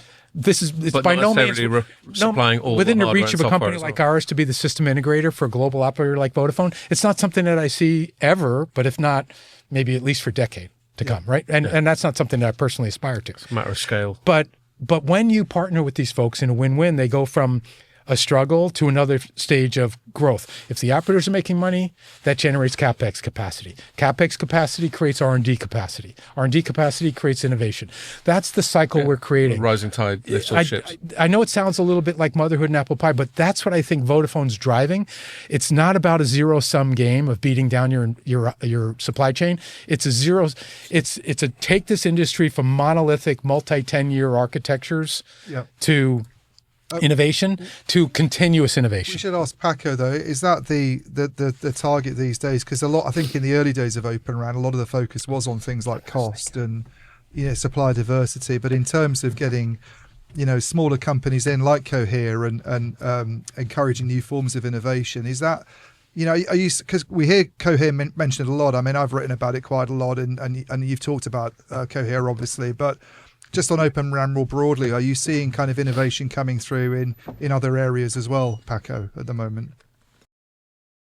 Yeah, well, it's difficult to select only one ambition or goal with Open RAN because we still have the points of vendor diversity are is obviously very important, and I don't see that reducing in the short term.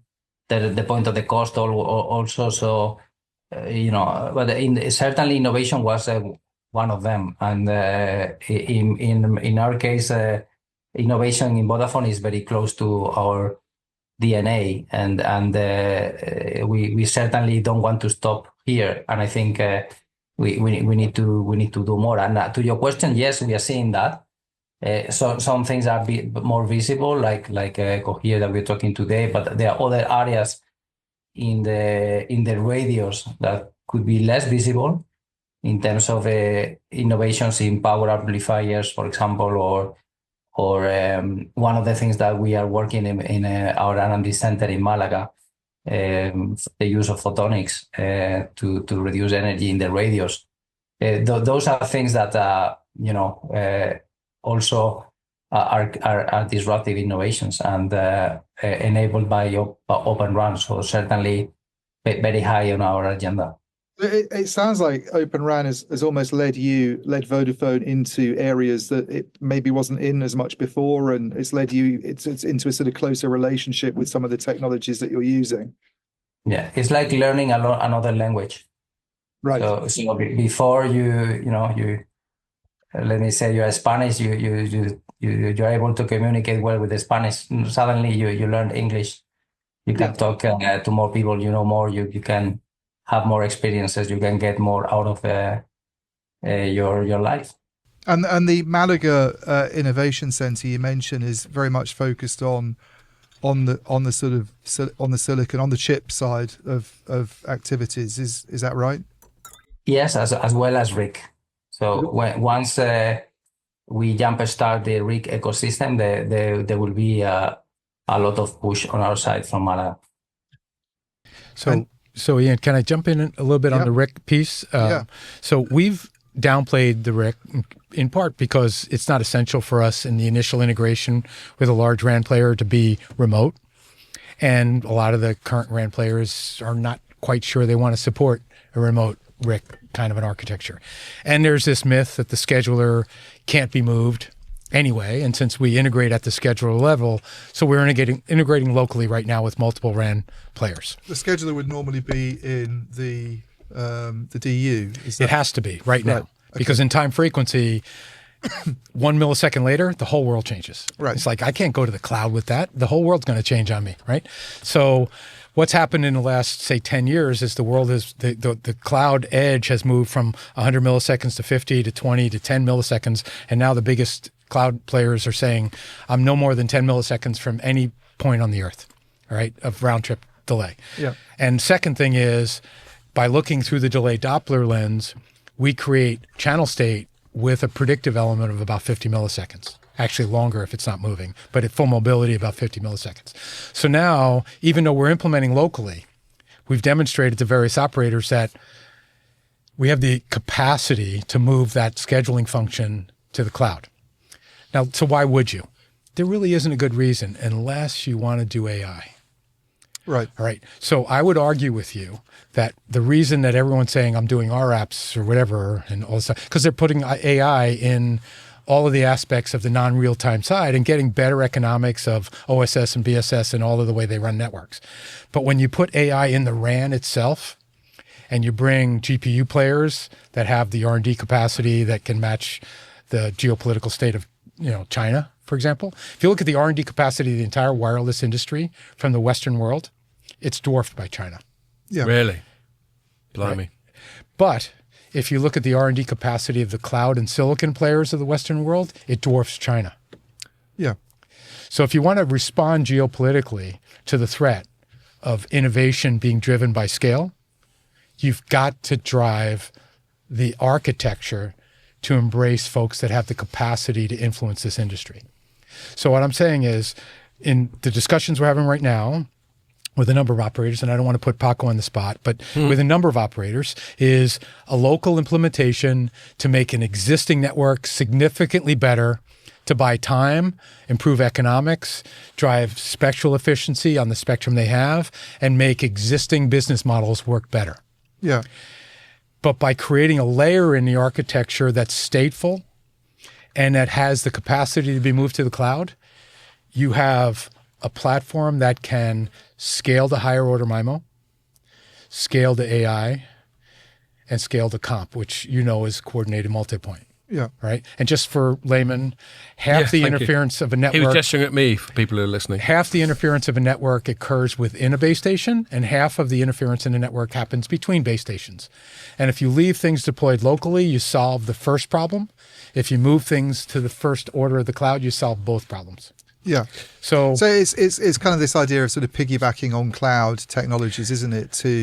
But it's not without controversy, because you can't just go to operators and vendors and supply chain and say, we want to change everything. That's what Cohere tried to do in 2016, 2017, had a very compelling argument and did not succeed. Okay. And so with the experience that I had at Flareon, I said, look, guys, pragmatically, let's take this incredible disruption and bring it into the world in pieces and in stages. Let's bring the USM a bit in. much to ask culturally as much as anything else. Oh, it's a winner-take-all strategy, and you're on the wrong side of scale. Listen, guys, we've only got 2 or 3 minutes left of Paco's time. Well, so can we try a cheeky one? Yeah. A cheeky one is, so Paco, you've got the big tender going on at the moment. Is there, I mean, how soon can we expect to hear something maybe about some of the decisions made on the big site tender, the 10,000s of sites tender? I think this has been talked about in the annual report, and it's been an issue for a few months. But are you expecting to sort of announce something fairly imminently? We are in the very last rounds of the process. That part of the process that is a bit unpredictable, because it's all the last decisions, last discussions. But I think it's not going to take too much time. So I would say pretty soon. We are not too deviated from our original timeline. Scott and I are always worried about missing an update. So you didn't tell us first, Paco. Trying to keep our ear to the ground. But yeah. I've got one last question for you, Paco. How important was it that you won Glotel Awards? Because I bet that's changed everything for you. You know what? It's always good to make tangible the work you do. So if that is made visible with a picture and the award and some emails of celebration, and I think it's more important than what you normally say. I think we take those things seriously, and we are very thankful for the recognition, and very happy to. Well, thank the judges. Our awards are proper. It's all judges, and I'm one of the judges, but all the other ones are industry analysts, so they will have given it some thought. So well done, congratulations. Do you have any last? Paco, I don't know if you can see me, but salud y euros y el tiempo para gozarlas contigo. Okay. So, likewise for you guys, it's always great to be with excellent colleagues like you, and let's keep the fun happening. Do it. Thanks for your leadership, Paco. Thanks for joining us. Encantado. Igualmente. Thank you. Cool. Well, that was a new one, wasn't it? That actually, the introduction of a guest on a speaker actually worked really well. Did we just break glass here, I Oh, totally. This is an innovation for. Oops, careful. We broke glass. Innovation. We also spilled rum. I was going to say, talking about rum, we've got a glass here for Ronnie, and he hasn't finished his last lot yet. Well, it was offered to Scott, and he's passed. He's got his rum there. I'm sorry, it was offered to Pierre. Oh, it was offered to Pierre, was it? Oh, I thought this was Ronnie's glass. No, Ronnie's going to give him peer pressure. Ronnie's going to make how superb. he's going to make you drink it. a minute ago. Oh, right. So Ian's going to do what I just did. So I thought that was great. No, it was great. It was great. I've never met Paco before. It was in the four corners really of what enjoyed it. Paco can do. Are we still live? Yeah, we're still going, just you and me. Okay. So for people who are listening, they might not get this, but for people who are watching, they will have noticed that halfway through the Paco call, I snuck off You did. to a little boy's room, and that's what Ian's just doing now. Are you a little boy? Far from it, mate, and increasingly less so. But let's see what Dry January's got to say about that. No, but I mean, that's one of the. You were saying when you came in, you'd watched the pod a few times, and you assumed the studio or our environment here would be bigger. And another thing we can do, this is why we always insist on it being face to face. I mean, I was very happy to make an exception for Paco, but because you were here. But I don't think we've, once or twice we've done one with a guest when it's been remote, but it's completely different because you're sitting there with each other, you're making eye contact, Correct. You're chatting. It's a different social dynamic, isn't it? And I always think that makes a lot of difference, especially when you've just met each other for the first time, like I have you. You can't really get to know each other over a Zoom call, can you? When it gets close like this, and I'm not a big guy, and you can touch all four walls without moving, There's no escape. we're in close quarters. Yeah, you're stuck with us. You wouldn't know it by the video, but no, it's been a super pleasure to share my perspective. Well, we're not wrapped up yours yet. as well. Okay. I've got some more stuff to chuck in. Happy We've got to. about half an hour or so left. I love it. Well, one thing I was going to kick off. 25 minutes. 25 minutes. We always have this battle of wills between me and Pierre, who wants me to be more My disciplined guess with is you time. win most of the time. Well, I suppose I have over the time, but I try and have a ceiling of 2 hours, and we're 25 minutes off that, is what I think Pierre was saying. This stuff we were just chatting about with Paco and the Open RAN and all that sort of thing, I just wanted to sort of take it a little step back and not so much talk about Cohere or Vodafone or any of these things, but more generally, I suppose I say step back, but actually look forward. So where we are now, did you hear the podcast we did last week with William Webb? Yes. Right. So we spoke quite a lot about 6G, and he's got his ideas about it, and you seem to at least agree with some of his premise, which is that we're not necessarily headed in the right direction right now. Do you, what are your thoughts about? And presumably you have a sort of professional interest in your company and your technology being considered for 6G. But what are your thoughts? I think you said earlier, I think when you and Ian were chatting about the Gs in general. What are your thoughts about where we are now? We're at the end of 2024. We're at the middle of a supposed cycle. But I think most people agree that 6G, if someone was just to turn up with 6G in 2030 and go, ta-da, most people would be like, well, what's the fucking point of that? So just some thoughts about where the industry's headed at this point now and where it might be in 5 years. Sure. So most of my thoughts are informed by my prior experience in Gs. So I'll draw on some 3G, 4G transition experience and try to bring that into the 5G, 6G transition. And it's funny, people think like the curse of the odd number G. Have you ever heard that one spoken? Yeah. It's just like, the even number one fixes the problems. The odd number starts it and the even number fixes it. Yeah, the even number one comes after someone didn't change much in the odd number one, I right? see. Well, that's another way of looking at it. Yeah. So you had CDMA, and then you went to wideband CDMA, and you got the same thing, and you wondered why. And you had OFDM, and you get wideband OFDM, and you wondered why. Nothing really changed. So 6G will be different, I believe. It should be. But if you remember during the 3G disillusionment period, people said, I don't want to talk about 4G. We haven't even freaking figured out how to monetize 3G yet, right? So this is and yet 4G was how to monetize it. Precisely, right? Because the goal of trying to get to the mobile internet was never going to be fulfilled in a 3G architecture. So be careful that you don't get stuck in a losing hand and say, I don't want to change until my scenery changes, because the scenery may never change. Throwing good money after bad. So if you take that as informing the world today, you say, does the world need to move beyond OFDM? Well, look, we would like to say yes, but we actually take a less controversial perspective. We think 6G should be about openness. And I'm very hesitant to say Open RAN because it means a specific thing to various people. But if it's about openness, it means continuous innovation and allow things to coexist. So we have a lot of operators that we talk to, very similar to the way we talk to Paco. We talk to all of the U.S. large operators, even the small one, and almost all of the European ones and all of the Asian ones, right? So you would expect a company like us to be talking to as many operators as you can to try to build a coalition. Yeah, we should probably have said that there are quite a lot of trials going on that aren't just Vodafone. We have an It's not like you investment don't from have other- Telstra. We have an investment from Bell Canada. Yeah. There'll probably be some other operators invested in our next round that we're in advanced stage discussions with. So we're trying to look at this on a global basis, even though there's some business, some commercial opportunity in the imminent sense. So when we talk to them, they say, Ray, we really don't want to do any more forklifts. We don't want to do any more tear downs. And Totally. All right. We really want this next round to be about openness. Right. I think they feel a bit burned by the capex, the 5G capex, and the ROI. Correct. Yeah. So what they say is, all right, so now the first thing you've given us is a piece of software that doesn't require anything to change and makes things better as is. Yeah. Thank you. All right. Now, I'm only going to thank you so much because if you make me rip the baseband out, then I've got to go from Ericsson, Nokia, Samsung, Huawei to, Mavenir, Intel FlexRAN ecosystem, which is not exactly killing it right now. Yeah. Right. So Yeah, I think it's understating the fact to say Intel's not killing it right now.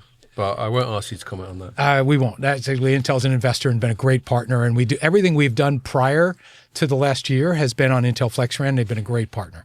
And Dell servers, they've been a great partner. But what we want to do is move our software into the mainstream of trusted players, even while we keep our commitment to the Open RAN movement, so to speak. It's like a Woodstock thing, like Open RAN, right? Yep. And it'll eventually make sense, but it's not making a lot of money right now. So we're now bringing an as-is solution to the operators. We're in the advanced stages of integrating with a number of RAN players. It is basically open heart surgery because we're talking about their scheduler, which is, I should have used brain as opposed to heart, but it's the brain of the base station. These metaphors aren't always precise. They're not exactly perfect, but we are. Well, no metaphors are. We are. Indeed. Metaphors. We're asking them, look, tell us what you hear. Wait a couple of milliseconds. Let us do some magic, and we'll inform you as to what's possible. If you want, you can ignore us. Yep. Right? So that we have this Hippocratic oath, first, do no harm. Don't break the base station. Let it be what it wants to be. Second, make it better if it wants to be. And the good news is folks want to be better. And what's really interesting is we say, by the way, what do you hear when you listen to this? And I go, I don't listen to that. Why would I listen to that? It's like, oh, you guys don't listen to that? So you can imagine, these are hypothetical conversations, of course, but like what I'm saying is what we see in our spatial world, they don't even look at because it doesn't matter in a time frequency world. They're solving a different problem. They're on the conveyor belt with the chocolate coming at them so fast. They're stuffing it, if you remember the I Love Lucy episode, They're stuffing it everywhere they can, and it's going crazy. And we're saying, well, guys, we can make the world slow down, but you got to tell us what you see. So they listen, and they tell us. And then they set their timers, and their timers go off before we can respond. And we have to go, guys, got to open your timers. And we open the timers, and then we respond, and they're informed, and then their magic works, and they go, that's really freaking cool. A lot of to and fro. A lot of to and fro. We're like literally in the operating room, taking apart a base station at the intelligence level. This is why this goes to AI. It goes to AI very, very fast after this, because we are in AI in the RAN. We are in the intelligence of the control plane of all of the big RAN players, which means, and if you do that in a stateful way with about 30 to 40 milliseconds of capacity forward, you can bring it to a GPU in a data center and change the entire architecture and bring some of the cloud players into this environment. NVIDIA. Indeed. Well, I just want to say something because Ray, and fair enough, but you very skillfully steered that back to Cohere, and that's fine. But my question was broader. Okay. Partly because we've been talking about Cohere for quite a while now. I just want to pick your brains about where the broader industry is headed. So 6G is, we say it's about openness because so now I appreciate it. I'll try to limit the Cohere commercial aspect and say, if it's open, we've got a chance. We will propose our OTFS waveform. It is a new language. So now you're in St. Paul's Cathedral and you're given tours and you go, guys, I can give a tour in a language that makes it even better for you. But you don't have to. You can speak your native tongue. So if you want to speak OFDM, speak OFDM. By the way, it's gone down the cost curve. It's got a number of different bells and whistles that can be used to perform better in a satellite environment or NTN environment. Which comes with some downsides, but it's got some ability to handle other aspects of where the world's moving. But by the way, OTFS, let me tell you what this language looks like. The good news is after about 6 or 7 years of having people see our USM technology, they go, guys, if OTFS is on the same technology, that's probably going to work too, because it's what's making this work. Yeah. So now the operators that like our USM story are starting to embrace and support us going into 3GPP next spring, when some of the first release discussions get made. And all we want is a fair fight. And what I call a fair fight is let multiple languages exist in the new world. In fact, that should be the goal, so that you don't have to have a 7G. You don't have to have a 5.5G. Well, indeed. You don't have to have a 6.5G. You have a 7G. continuous innovation engine. I bet Ray's already writing about 7G. Ray Lemaitre. Yeah. Not so sure about that. It'd be like him. He likes to get ahead of things. I think Ray's looking not to be writing about 7G. That's true. to be I honest. think put his feet up in he's Portugal. about shitting all over 6G. But let me rephrase it a little bit, because I really want to sort of broaden it. We were chatting a bit before we started recording, and you came out with a really good, I mean, it wasn't even quite a metaphor, it was almost literal, but it's sort of a metaphor, about how the first couple of Gs were cutting the cord, like the telephone cord. Yeah? Yes. We used to have a phone and we'd pick it up and it was wired to the base station. Obviously, we didn't call it that, whatever the fuck it was called. Those little Bakelite black plastic things. And then that was wired to the network. And so we cut that cord. And then 3G and 4G was cutting the Ethernet cord, which was how we connected our computers to the data network. Correct. And I'm still, and we had this last week with William. He didn't necessarily answer it, but it's not a criticism of his. And it won't be a criticism of you if you can't come up with a simple answer, because, as you said earlier, sometimes these things are much easier to articulate in hindsight than they are while they're happening. But I just don't get what the paradigm for this set of Gs is. This is not cutting the voice cord. It's not cutting the data cord. It doesn't have to be cutting any cord. But what the fuck is it? I just don't even know what we're trying to articulate to the world, what the point of all this busy stuff we're doing, including you guys, is. Because if I back to the whole test of could you explain it to your wife, I wouldn't know where to start, how to explain 5G, let alone 6G, to my wife. So I'm sure my wife would appreciate me saying to you that I explain this to her every night over dinner. No, honestly not. But What a lucky girl. Yeah, she's a lucky gal, right? Cuba Libre.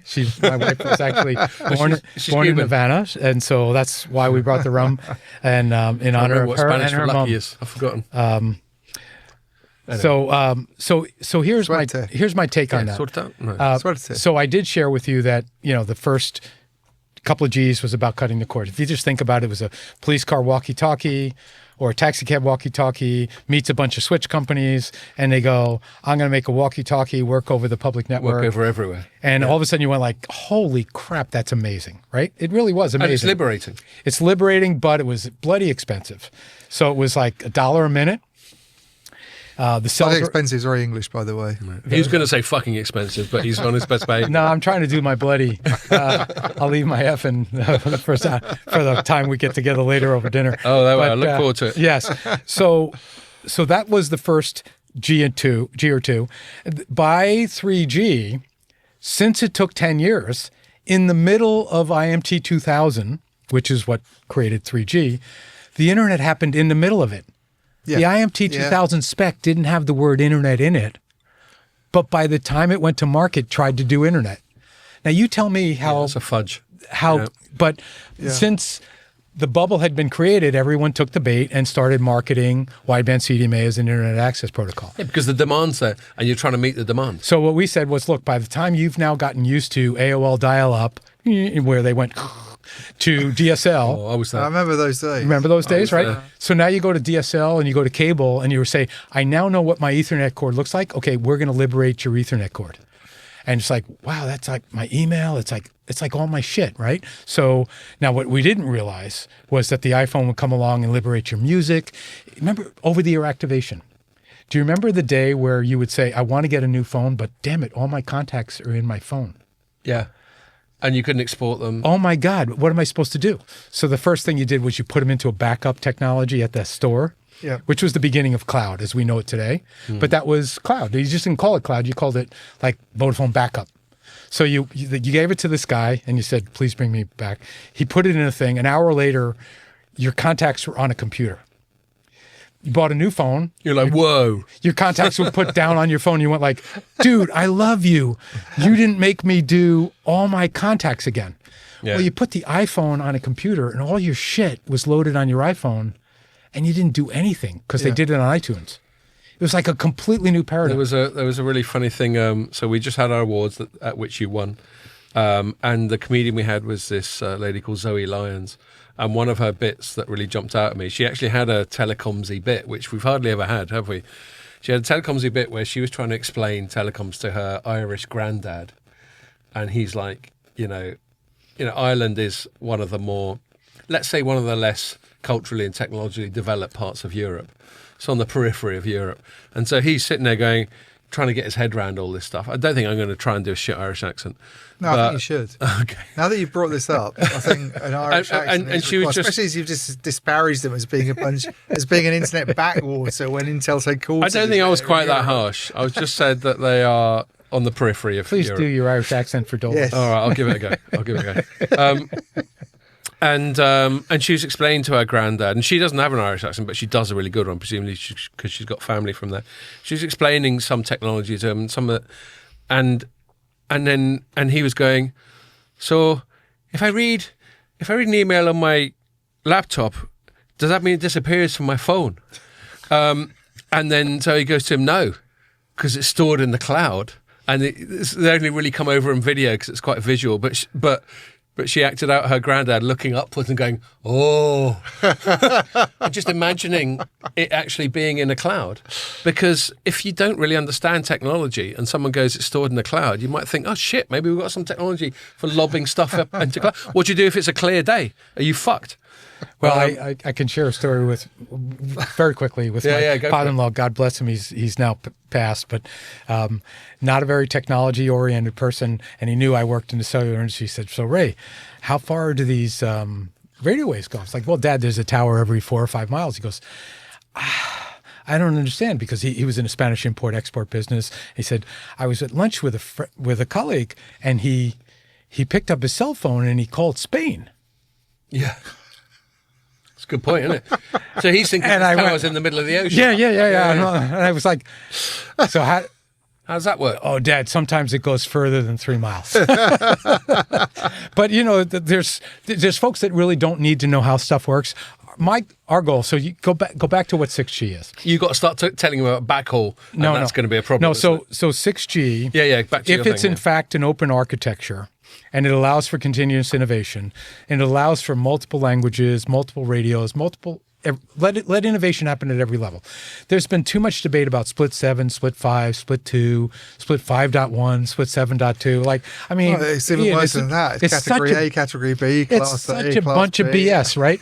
But the point is, I'm not aware of any of these debates. Yeah. But you are. Thank goodness you are. In that context. Yeah, you need to be. You need to fly above this level. It's where you put the equalizer and things like that when you're doing an open RAN split. It's the whole thing that... I know nothing about this, and I'm happy not to. So here's what I would like to suggest is the world before mobile internet in CDMA thought that you just had to accommodate wireless because it created many errors. When we built Flareon, we made it look like an error-free pipe because we put very fast feedback on it, which is what OFDM does. I won't get into the details, but it made... It's a bit late in the day for that. It made the link look like Wi-Fi. It made it look like wired, and it made it not make any mistakes, so therefore TCP/IP would know if I didn't get an answer, there must be congestion, because in a wireless network, if you don't have fast error correction, you actually never get an answer because they make so many errors, right? Yeah. So we fixed that. But we didn't fix coherence. We didn't fix getting all the energy from a base station onto the desired user.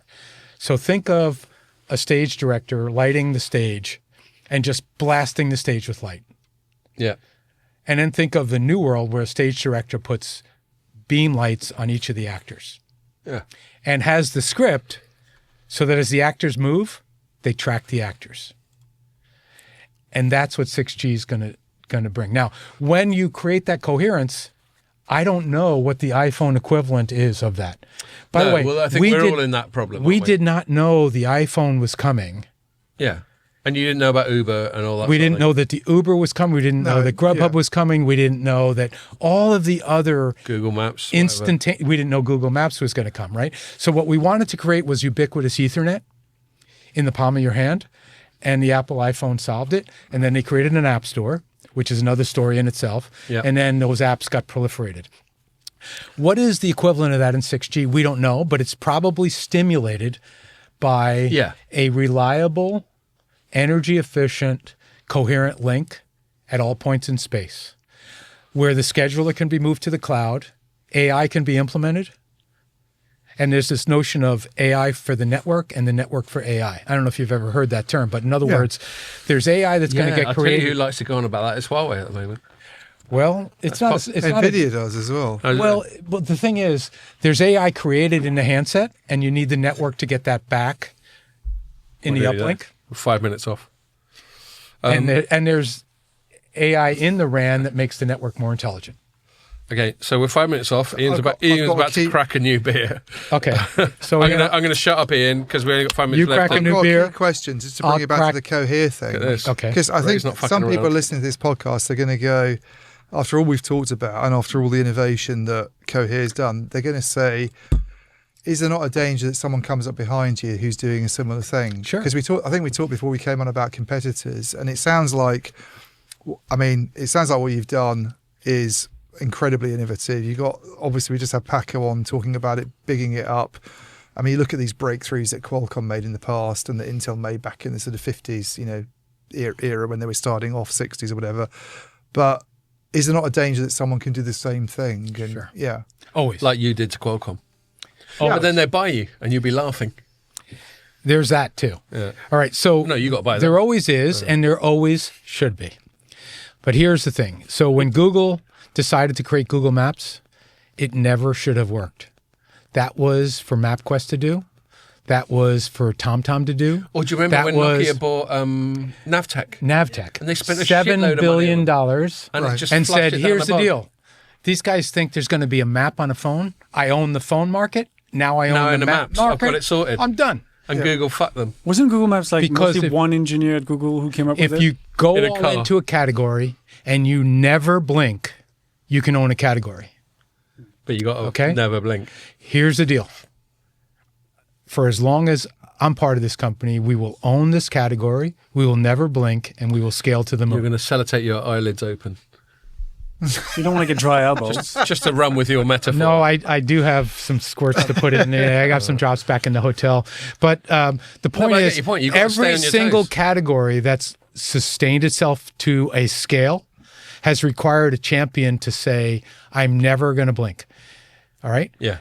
And I just believe that, like Google scaled Google Maps, and then when they said the only one that can overlay real-time data on it is someone that buys Waze, So they bought 'em. and then they buy Waze, and then they create this federation, if you will, of data that puts traffic on a map. That should never, Garmin should have owned that technology. Yeah. There's 5 companies that should have owned that. That should never have happened. So, hey guys, bring it on. If you're an incumbent and you want to innovate and you want to enter the delayed Doppler domain, bring it fucking on. Okay? All right? If not, we're going to drive this industry. Cool. Well, that might be that's a great quote to end it on anyway. Didn't mean to say that. Sorry about that, hon. On that bombshell. Is that you apologising to your missus? Yes, it is. Doesn't she like you swearing? Not really. Okay. Well, I mean, if she's made it this far, she's a very It's been loyal wife. 44 years of marriage. She's a great woman. Yeah, well, you got to swear every now and then, mate. You do. It just adds spice and emphasis to what you're saying. Well, obviously, I don't need to explain to you that I'm a fan of that. Look, that was fascinating, and it's so good to have you on, and it's worth this special Tuesday pod. And thank you for inviting us for dinner later. Jesus Christ, it's only 3:30, and we just got through a bottle of rum. I mean, what's dinner going to be like? Another bottle of rum. Damn. Water until then. So, yeah, I think I'll just wrap it up there. We've got another one this week. We record on Friday. Pierre's looking confused. Pierre, we've got one on Friday. He didn't know that. I knew that. Honestly, for people listening, I'm the one who coordinates all these things. I mean, Ian arranged this one. I'm the one who's got the spreadsheet, and probably I'm not bothered about the one on Friday. I'm imperfect about how I share this with the team. But the amount of times I've gone, so lads, we're coming in today, yeah, and people have gone, are we? This is not on the day. This is not a tight ship that we're running here, but we somehow make it work. Anyway, so that's then. Thank you very much, Ray. It's great to meet you. Great to meet you, Ronnie, as well. You still haven't finished your rum and coke, but we'll let you off. You can catch up in a minute. Scott, Next time, thanks for picking up the award for us. Thanks also for what you're doing for the industry. This is an industry that needs folks to take the messaging down to a level of pragmatism, and I think we're within a few years of getting back to that profitable scale growth again. And when it happens in this industry, my experience is it happens for another decade. Yeah. Well, I look forward to it. There's a pause. Oh, we all look forward to it. Yeah, obviously. We all do. We need that. Yeah. No, but I'm grateful for the compliment because, I mean, part of the reason I take it down to words of one syllable is because that's what I need to do. But yeah, I mean, the best compliments we get from the pod are that we make this stuff a bit more digestible. And I always really appreciate that. And so hopefully, I mean, we got into some serious fucking acronyms and stuff, but hopefully we did that today. So I'm going to wrap it up there, and we're going to work out what we're going to do between now and dinner. And I'm going to say... Rose and Crown. I'm going to say thank you for listening and join us in half a week.